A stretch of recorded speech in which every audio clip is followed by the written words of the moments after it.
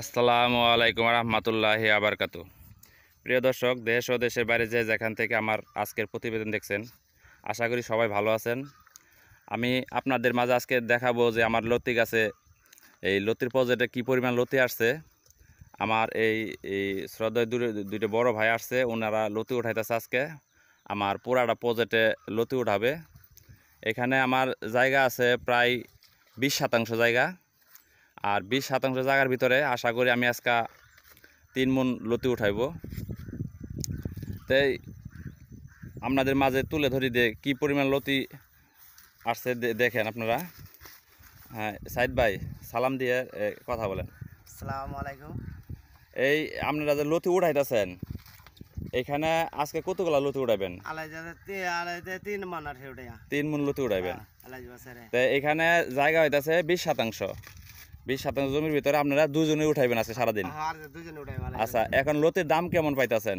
লতির দাম একটু কমই আছে না, 60 টাকা করে পাইতেছে। 60 টাকা, মানে কিছুদিন আগে হয়তো একটু বেশি ছিল, গরম ছিল, এখন শীতকাল, প্রোডাকশনও কম, লতির মানে লতির বাজারটা একটু কম, কারণ এখন মনে করেন যে অনেক শাকসবজি আছে, এই জন্য লতির চেহারাটা আপনারা একটু দেখেন কি পরিমাণ লতি, কত সুন্দর লতি।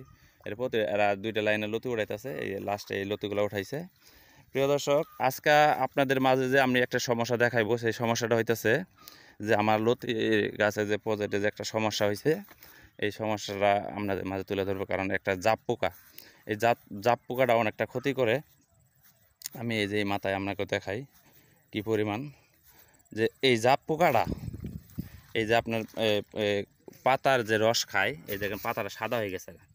হ্যাঁ, এই এই সমস্যাটা যদি আপনাদের কারো হয়ে থাকে, অবশ্যই আমার লগে যোগাযোগ করবেন, কারণ এটার সমাধান আমি দিতে পারবো ইনশাআল্লাহ।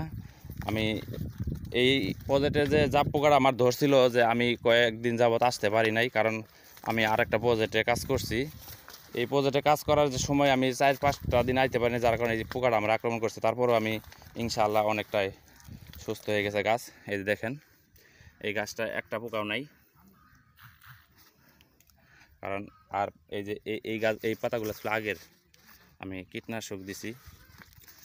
এই পাতাগুলো ছিল আগের, আর এই নতুন পাতাটা ছাড়ছে, এই পাতায় কোনো রোগ নাই ইনশাআল্লাহ, গাছ মোটামুটি সুস্থ আছে।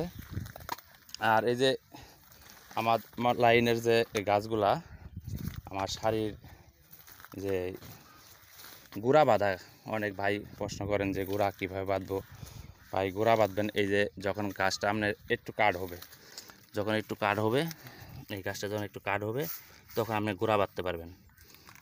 এই মাঝখান থেকে কেদা নিয়ে 2 সাইডে বাঁধবেন। কারণ আর একটা জিনিস ফলো করবেন, যাতে আপনার এই ডিগার মধ্যে কেদা না লাগে।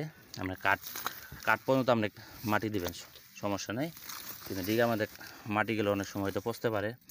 আর আমার কাছে লতিরাজ বাড়ি 1-এর চারা আছে, যদি কোনো কৃষক ভাইয়ের চারা লাগে অবশ্যই আমার স্ক্রিনে দেওয়া নাম্বারে ফোন দিবেন।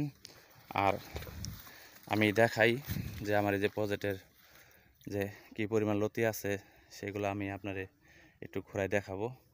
ওনারা দুইজন আসছে যে লতি ওঠানোর জন্য, আজকে সারাদিন লতি উঠাবে। কারণ অনেক ভাই অনেক কথাই বলে, কারণ আমি আজকে লতি উঠাবো সর্বোচ্চ, আমি আশা করি 3 মণের কাছাকাছি যাবে আর কি। অনেকে বলে 4 মণ 5 মণ, না, এগুলো ভুয়া কথা।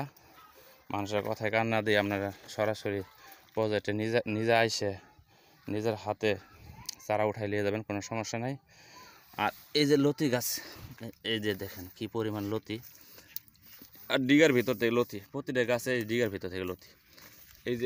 এই যে একটা লতি, এই যে ডিগার ভিতরে দেখেন, এই যে আরেকটা লতি, এই যে আরেকটা লতি, প্রতিটা ডিগাতে লতি থাকবে।